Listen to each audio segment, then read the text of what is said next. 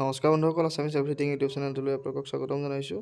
ছাত্ৰ ছাত্ৰীসকল, ডিব্ৰুগড় বিশ্ববিদ্যালয়ে ছেকেণ্ড ছেমিষ্টাৰ, ফ'ৰ্থ ছেমিষ্টাৰ আৰু ছিক্স ছেমিষ্টাৰৰ কাৰণে এক্সাম ফৰ্ম ফিল আপৰ তাৰিখ ঘোষণা কৰিলে আৰু লিংকটো এভেইলেবল কৰি দিছে। তাৰ বাবে আপোনালোকে DibruExam.in, যিটো মই লিংক ডেছক্ৰিপশ্যনত দিছোঁ, তাত গৈ click here for exam form তাত ক্লিক কৰি দিব। ক্লিক কৰি আপোনালোকে ওপৰত যিকেইটা দিছে সেইকেইটা ভালদৰে পঢ়ি বক্সটোত ৰাইট ক্লিক কৰি ল'ব। ৰাইট ক্লিক কৰাৰ পাছত আপোনালোকে এক্সাম ফৰ্ম লগ ইন যিটো অপশ্যন দেখিছে সেই অপশ্যনটোত আপোনালোকে ক্লিক কৰি দিব। ক্লিক কৰি দিয়াৰ লগে লগে এনেকৈ একাডেমিক ইয়েৰটো আহিব। একাডেমিক ইয়েৰটো 2023-24 চিলেক্ট কৰি ল'ব। তাৰপিছত এক্সাম যিটো কোনটো ছেমিষ্টাৰৰ, BCom second sem, BCom fourth same, BCom six sem, BSc second sem, BSc fourth same, BSc six sem, BA second sem, BA fourth same আৰু BA ছিক্স ছেম, এইকেইটাৰ ভিতৰত কোনটো হয় আপোনালোকে চিলেক্ট কৰি ল'ব। চিলেক্ট কৰাৰ পাছত আপোনালোকে যিটো মোবাইল নাম্বাৰ আৰু পাছৱৰ্ড সেইটো ভৰাই দিব।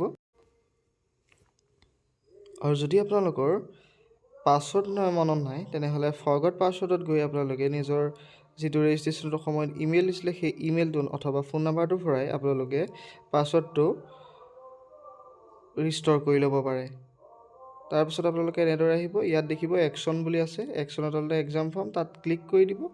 ক্লিক কৰি দিয়াৰ লগে লগে আপোনাৰ গোটেই ডিটেইলছটো অহাৰ পাছত তললৈ যাওঁতে এনেকৈ দেখিব অপশ্যনেল ছাবজেক্টৰ লিষ্ট আহিছে। অপশ্যনেল ছাবজেক্ট, ইয়াৰ পৰা আপোনালোকৰ যিটো অপশ্যনেল ছাবজেক্ট সেইটো চিলেক্ট কৰি ল'ব। ইয়াত মিনিমাম এটা অপশ্যনেল ছাবজেক্ট নহ'লে মেক্সিমাম দুটা অপশ্যনেল ছাবজেক্ট আপোনালোকে চিলেক্ট কৰি ল'ব পাৰে। ইয়াৰ পৰা আপোনালোকে যিটো আপোনালোকৰ অপশ্যনেল ছাবজেক্ট সেইটো আপোনালোকে ক্লিক কৰি ল'ব। ক্লিক কৰি তললৈ যাব। ইয়াত দেখিছে অপশ্যনেল ছাবজেক্ট ইয়াতে মেক্সিমাম এটা আৰু মিনিমাম এটাই আপোনালোকে ছাবজেক্ট চিলেক্ট কৰিব পাৰে। গতিকে অপশ্যনেল ছাবজেক্ট ইটো আপোনালোকে চিলেক্ট কৰি ল'ব। আপোনালোকে দৰকাৰ হ'লে এডমিশ্যনৰ ৰিচিপ্টটো এবাৰ চাই ল'ব পাৰিব, তাত আপোনালোকে কোনটো অপশ্যনেল ছাবজেক্ট লৈছিলে ফ'ৰ্থ ছেমিষ্টাৰৰ কাৰণে। গতিকে ভুলকৈ চিলেক্ট নকৰিব। যদি ভুলকৈ চিলেক্ট কৰে আপোনালোকে ভুল পেপাৰত পৰীক্ষা দিব লাগিব। তাৰপিছত আপোনালোকে ছেভ কৰিব। ছেভ কৰাৰ পাছত আপোনালোকে যিটো আপোনালোকৰ কপি আছিলে সেই কপিটো আপোনালোকে নিজৰ ৰেচপেক্টিভ কলেজত আপোনালোকে জমা দিব লাগিব।